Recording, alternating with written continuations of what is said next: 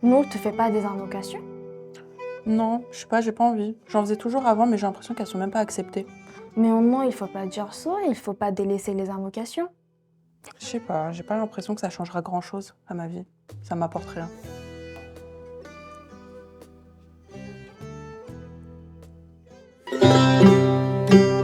Plongez au cœur de la spiritualité pendant ce mois béni du Ramadan. 4 groupes, de Belgique et de France, une expérience inoubliable. Entre lecture coranique, assises spirituelles et jeux, suivez les aventures intenses de ces shakirdes francophones. Bienvenue dans cette série unique en son genre, où la foi s'entrelace avec la transcendance. C'est l'heure de la connexion divine, c'est l'heure de la retraite spirituelle, c'est l'heure de mon Ramadan 2024. Salam alaikum, j'espère que vous allez bien. Les filles ont fini de prier et on va passer à la lecture du Coran. Elles sont déjà assises, elles m'attendent.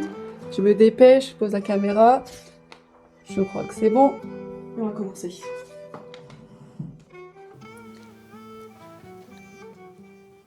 Et les filles, écoutez le début de ce verset, il est trop beau. قل ما يعبأ بكم ربي لولا دعاؤكم. C'est le surat Al-Furqan, la ayah 77, et ça se traduit par « Dis mon Seigneur, Allah nous demande de l'implorer, de lui demander ». En fait, ce verset souligne l'importance de la prière dans la vie d'un croyant. Ici, Allah dit qu'il ne prêtera aucune attention à celui qui ne prie pas. Allah nous demande de l'implorer, de lui demander. Et la personne qui ne demande pas, qui n'implore pas, en fait, en quelque sorte, elle affirme qu'il n'a pas besoin de ça et qu'il est au-dessus de cela. En fait, c'est tellement arrogant. Moi, je pense que quand on fait nos prières, on renforce notre connexion et notre communication avec notre Créateur. Et grâce à cette pratique spirituelle, en fait, on espère avoir, Inch'Allah, la miséricorde de Dieu. Et c'est tellement simple, pour faire une doua, on ouvre les mains et on parle, et hop, on est directement en communication avec Allah. C'est la meilleure et c'est la plus rapide façon d'être en communication, de pouvoir parler avec Dieu. C'est instantané. Quand on prie, on sait qu'on est entendu par Dieu. En fait, nos doigts, nos invocations, c'est un peu c'est un acte d'adoration en fait, mais à part entière. C'est un peu comme la salade ou la zakat ou l'aumône, etc. C'est super important en fait d'être connecté à Dieu tout le temps, à tous les moments de la journée, quand on en a besoin, quand on se sent bien, quand on se sent mal, etc. D'être directement connecté à Allah Ta'ala en fait, c'est trop beau. Par nos invocations, on démontre qu'on dépend d'Allah Ta'ala, qu'on a besoin de lui, qu'on est faible, tu vois. On lui dit aide-moi, ya Allah, on lui montre notre pauvreté, notre faiblesse en fait. Et bien sûr, en montrant notre faiblesse, on montre aussi sa grandeur à lui, sa puissance à lui, son amour qu'il porte pour nous aussi. Donc c'est magnifique en fait. Nous, on l'aime, lui, il nous aime, on peut être tout le temps connecté à lui. C'est beau. C'est beau, ça fait qu'on se sent bien en fait. Je peux être tout le temps connecté à mon Créateur, subhanallah. Alors en fait, plus on fait des invocations, plus on répète notre servitude à Allah subhanahu wa ta'ala en fait. Et en fait, on va renforcer notre lien avec lui. Imaginez quelqu'un, par exemple, qui est constamment en état de prière. Et ben cette personne, en fait, elle va pas uniquement demander à chaque fois ce qu'elle veut à Allah. Non, en fait, elle va partager sa joie, ses peines, elle va partager ses demandes aussi. Mais en plus de tout ça, elle va avoir des moments de confidence avec Allah Ta'ala. Elle va discuter avec Allah Ta'ala. Et ça, c'est trop beau. C'est un moment de joie, de bonheur. C'est vraiment un moment pour nous où on se sent bien, où on recharge toutes nos batteries, alhamdulillah. Et en fait, c'est surtout avec les invocations, c'est surtout ça en fait qui va faire en sorte qu'on se rapproche d'Allah. Oui, alors que la personne qui ne prie jamais, qu'Allah nous préserve d'elle. En fait, elle n'aura plus ce lien qui est intime avec Allah. Et en l'occurrence, elle va moins penser à lui, et qui ne pense pas à Allah sera plus tentée par les péchés, je pense. Mais à l'inverse, une personne qui va être vraiment proche de lui et qui aura du coup ce lien fort avec Allah, il pourra plus facilement se raisonner face à des péchés. Subhanallah, on passe à côté en fait de tellement de choses en minimisant l'importance de cette prière, comme ce que j'ai pu faire ce matin. Et ce verset est un rappel vraiment puissant, il a des termes assez frappants, qu'Allah nous permette de comprendre sa parole et de nous rapprocher de lui. Que dites-vous de faire une invocation ensemble après la prière? Moi, j'aime bien les doigts de Roja Effendi. Est-ce qu'on pourra faire quelques-unes? Bien sûr.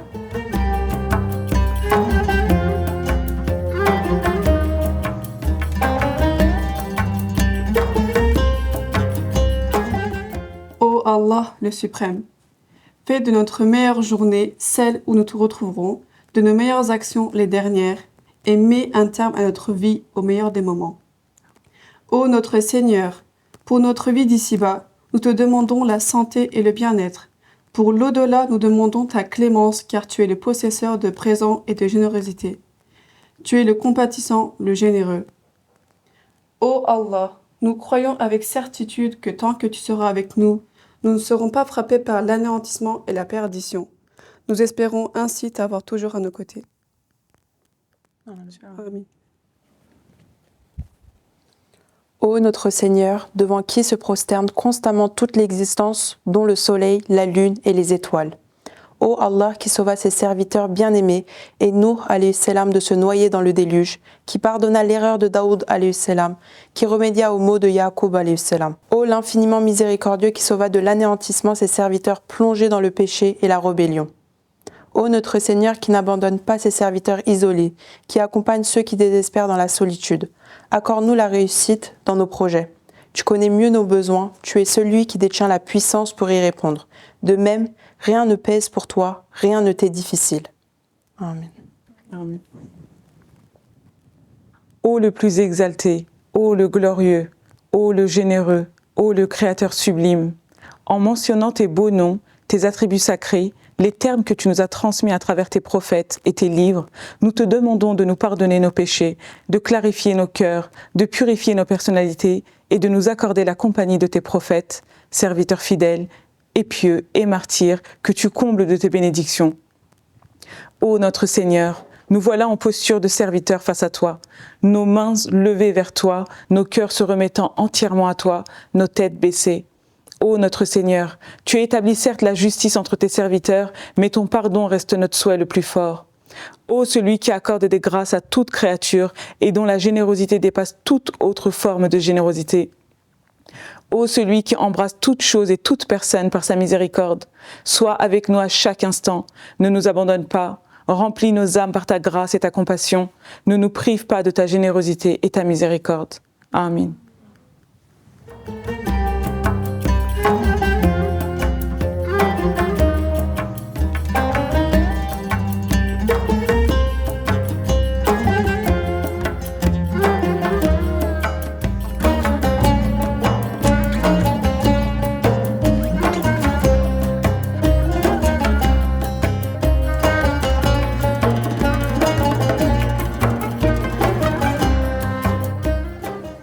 Bon là on vient de terminer de prier et on va passer à un jeu, je sais pas si vous connaissez, c'est un puissance 4 un peu revisité et on va faire un tournoi.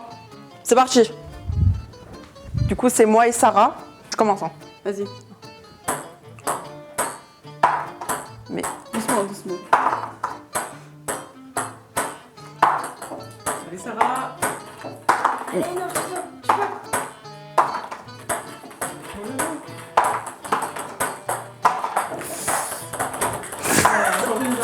Doucement, doucement.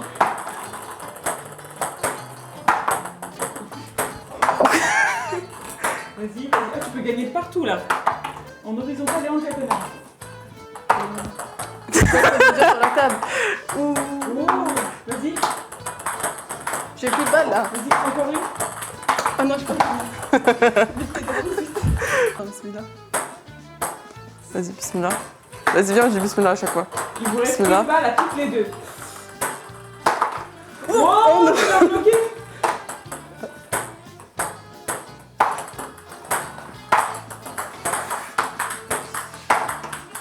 Mais Oui. Ah non. Non mais... Tu peux gagner de partout, je te jure, c'est trop drôle.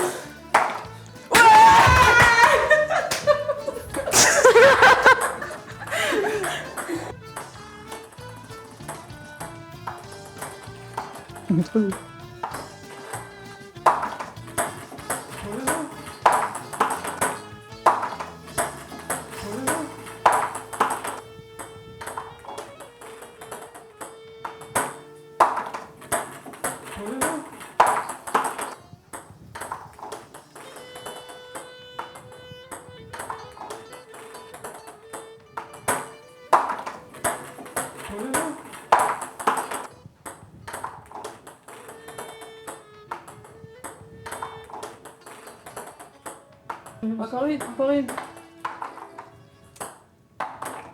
Eh, mais vous étiez trop forte, vous, en fait. Tu vas trop loin.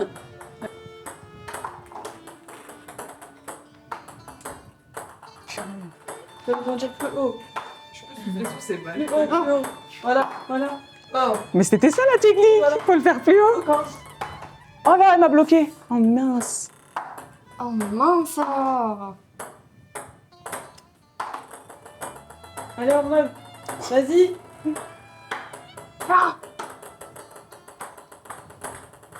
T'as plus de bas, je joue. Non, Ah oui. j'avais pas vu. J'ai cru. C'est bon, continue. Purée, je vais perdre là. Contre Sarah. Final round. Vas-y.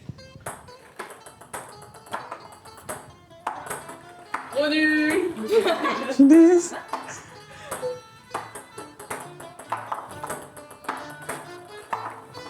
allez, ça va.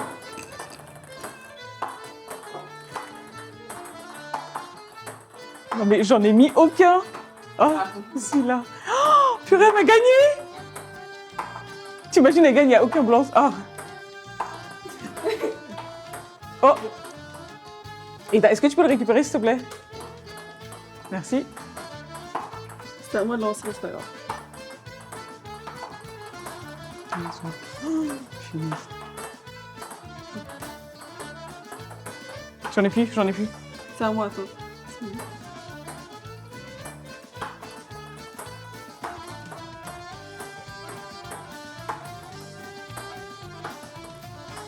Purée, c'est fou, hein. Tu arrives fou, je rêve que t'allais gagner, en fait.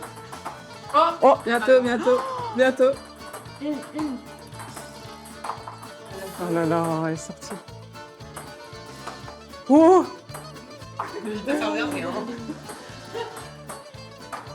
Oh là là, presque, tu y étais presque.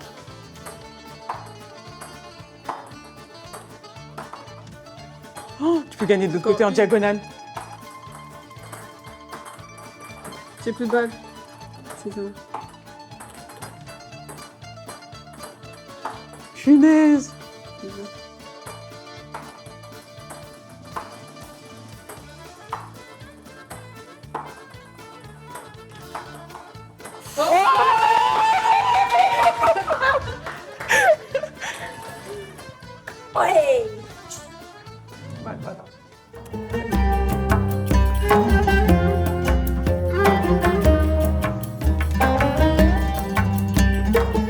On s'est bien amusé et maintenant on va passer à l'assise.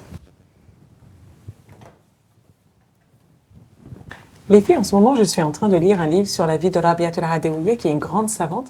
Et il y a un passage qui m'a extrêmement marqué, j'aimerais trop le partager avec vous. En fait, Rabiatul Adawiyya, vous connaissez sûrement sa vie. C'était une grande femme savante et on venait souvent lui poser des questions. Donc, les gens, ils venaient des quatre coins du monde, même à cette époque-là, pour discuter avec elle, lui poser des questions sur l'islam, etc. Et un jour, il y a deux hommes qui viennent lui poser des questions. Mais ils viennent d'un très long voyage et finalement, ils ont faim. C'est normal. Et ils voient deux petits morceaux de pain chez Rabiatul Adawiyya. Ces voyageurs avaient très faim, donc, mais ils n'osent pas demander ces deux bouts de pain. Et donc, un moment après, en fait, ils entament directement la discussion. Et un moment après, la porte va sonner et un mendiant arrive et demande si elle a de la nourriture. Et donc, cette grande femme, cette savante, elle ne va pas du tout hésiter. Elle va directement donner ces deux bouts de pain à cette personne. Et bon, les deux voyageurs, ils ont très faim, mais ils n'osent rien dire, en fait. Et finalement, quelques temps après, la porte retoque et une personne apporte sur un grand plateau 18 pains tout chauds, en fait. L'odeur se propage dans la maison. Donc les voyageurs sont tout contents, en fait. Bon, c'est pas grave si les deux pains ils sont partis, on en a 18 qui viennent d'arriver tout chauds en plus. Et Rabiatul Adawiyya refuse ces pains. Les voyageurs, ils sont choqués, ils disent mais pourquoi, etc. Mais encore une fois, ils n'osent pas, en fait. C'est une savante, ils sont venus apprendre d'elle. Donc Rabiatul Adawiyya continue à discuter avec ses voyageurs et la porte va ressonner. Et cette fois-ci, la même personne lui apporte cette fois-ci 20 pains tout chauds sur le plateau. Et là, Rabiatul Adawiyya va accepter. Donc elle n'en avait pas accepté 18, mais elle en accepte 20. Et donc les deux personnes qui sont venues lui rendre visite lui demandent pourquoi elle a réagi ainsi, en fait. Et ils lui disent, mais pourquoi tu n'avais pas accepté les 18 et là, tu en acceptes 20? Et cette grande femme va dire, moi, j'ai confiance en Allah. En fait, on va prendre la confiance de cette femme, la confiance qu'on doit nous avoir en Allah. Qu'est-ce qu'elle dit? Elle dit, je sais qu'Allah Ta'ala, il m'a promis Quand je fais un pas vers lui, lui, il en fait 10 vers moi. Si je donne un pour lui, lui, il va m'en donner 10. Donc si elle en a donné 2, elle en attend 20 au retour et pas 18. Nous, aujourd'hui, on aurait accepté les 18. On se serait dit, bah, ça vient d'Allah, subhanallah, on accepte. Mais elle, sa confiance, elle est vraiment à 100% en fait. Elle attend pas les 18, elle attend les 20. Je pense que nous, c'est pareil en fait. Aujourd'hui, on a parlé des invocations, par exemple, des doigts qu'on fait à Allah Ta'ala. Parfois, on lui demande, parfois, on se confie à lui. Mais quand on demande, est-ce qu'on a cette confiance à 100% là que Rabiatul Adawiyya a? Moi, j'ai l'impression que même moi, quand je demande, parfois, je me dis, moi, je vais demander, mais bon, c'est impossible. Ou alors, il va pas m'accorder ça. Ou alors, enfin, on a des doutes même quand on a les mains ouvertes et qu'on est en train de prier. Mais non, en fait, faut pas avoir de doute. Allah nous l'a déjà promis. Il est le miséricordieux. Il nous aime autant qu'on l'aime lui, en fait. Donc, je vous conseille aujourd'hui qu'on parle un peu des invocations, mais surtout, j'aimerais savoir si vous connaissez quelques astuces, des astuces pour que nos invocations soient acceptées. Il y a des petites astuces comme ça, vous en connaissez sûrement. Je pense que l'intention qui doit être bonne, sincère, pure, c'est important. C'est la niya. Et on doit s'assurer, on doit être sûr que voilà, on a une bonne intention, qu'elle est bien sincère et qu'elle est uniquement tournée vers Allah pour voilà, espérer qu'elle soit acceptée, cette demande. Et surtout là-bas, notre intention, elle doit vraiment être en fait par amour d'Allah. Parfois, on est là, on demande et hop, on s'arrête. Mais en fait, on demande pour nous. Oui, c'est bien aussi de faire des invocations comme ça, mais aussi il faut le faire vraiment parce qu'on l'aime, par amour d'Allah subhanahu wa Faut pas le ta'ala. faire juste pour faire plaisir aux gens ou pour Exactement aussi. pour rechercher en fait la reconnaissance, mais non, il faut vraiment le faire pour gagner sa miséricorde. Exactement. Il y a aussi la foi, donc le iman. Et en fait, il faut croire, il faut renforcer notre foi en Allah et il faut croire en sa capacité à répondre à nos invocations. Et en fait, il est essentiel d'avoir confiance dans la miséricorde divine. Je pense que la persévérance aussi, elle est importante, le savent. Il faut demander, il faut être patient et il faut continuer sans relâche ses prières. Je trouve souvent que quand on fait des doigts, on attend la réponse limite à la minute après. Mais Allah sait mieux ce qui est bien pour nous. Soit on a une réponse et notre demande elle est acceptée, et du coup, alhamdulillah pour nous. Soit elle n'est pas acceptée et dans ce cas-là, on va avoir quelque chose de bien meilleur. Et encore, on est toujours gagnant dans ce cas-là. Et puis troisième cas, je pense qu'on n'a pas de réponse qui nous satisfait maintenant, mais on a une réponse dans l'au-delà, une récompense au paradis, Inch'Allah. Parfois, on a l'impression que ce qu'on veut, c'est le meilleur pour nous. Oui. Et c'est après qu'on se rend compte, peut-être des mois après, peut-être des années après, que finalement, ce que Allah il nous a accordé, c'est encore meilleur pour nous, en fait. Donc finalement, c'est bien ce que tu as dit. Tu as dit persévérer, mais avec patience. Toujours continuer à patienter et avoir confiance en la capacité d'Allah d'accepter nos invocations. Ouais, c'est beau. Il y a le choix aussi du moment des invocations. Il faut qu'on choisisse le moment opportun pour nous, pour nos invocations. Quand faire le bon moment pour faire nos invocations, comme pendant au milieu de la nuit, ou vous en connaissez d'autres? Le jour du vendredi. Oui. Quand il pleut, C'est vrai. pendant nos prières surérogatoires. Oui, et tout ça, c'est considéré comme des moments spéciaux, en fait. Exactement. Il y a aussi une autre astuce aussi, c'est prier pour autrui. Prier pour la communauté musulmane, prier pour le monde entier, prier pour la paix dans le monde, prier pour le bien-être des autres. Et aussi, quand on prie comme ça renforce la probabilité que nos prières à nous soient acceptées. Donc là, je vous propose de choisir le prénom d'une de nos sœurs ici pour faire des invocations pour elle, des doigts pour elle, Inch'Allah. Je me rappelle, on avait fait au camp d'avant, en gros, on tire une feuille et c'est le prénom d'une des filles. C'est vrai. Mais venez, on ne dit pas pour qui on a prié. Ok, D'accord. je choisis.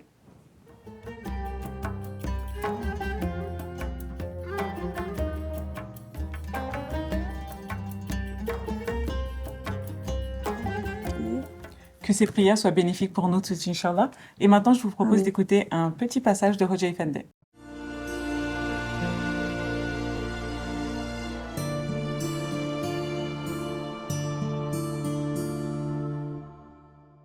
Sahura kalkıyorsun, gece uykunu terk ediyorsun.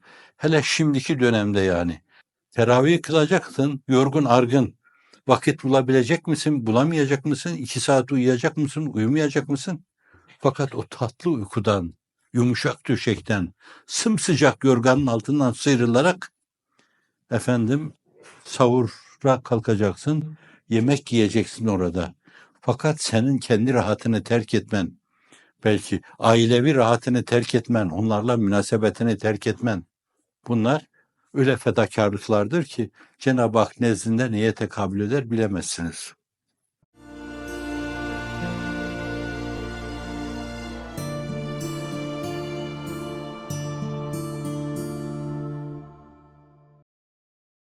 Mohammed, le messager de Dieu. Mettre fin au racisme.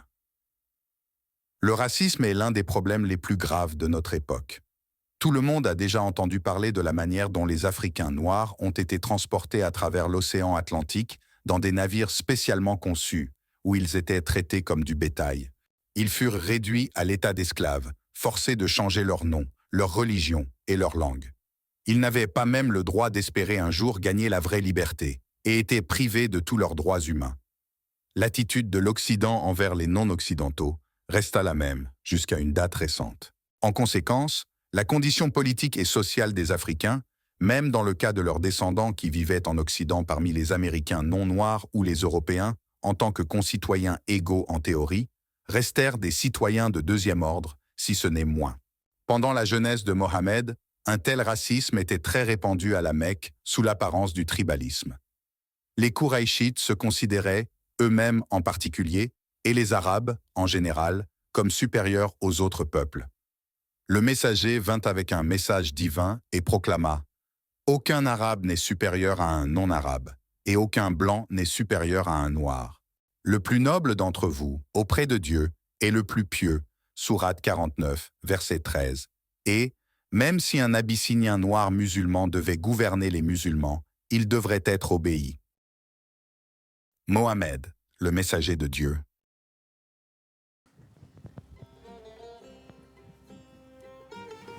On termine sur ces sages paroles de Hoja Effendi. Merci d'avoir été avec nous. Du coup, je vous pose la question du jour. Quel était le nom de la savante de notre histoire d'aujourd'hui? Vous avez jusqu'à demain midi pour y répondre. N'oubliez pas de liker, de commenter, de vous abonner à la chaîne. Et à demain. Assalamu alaikum wa rahmatullahi wa barakatuh.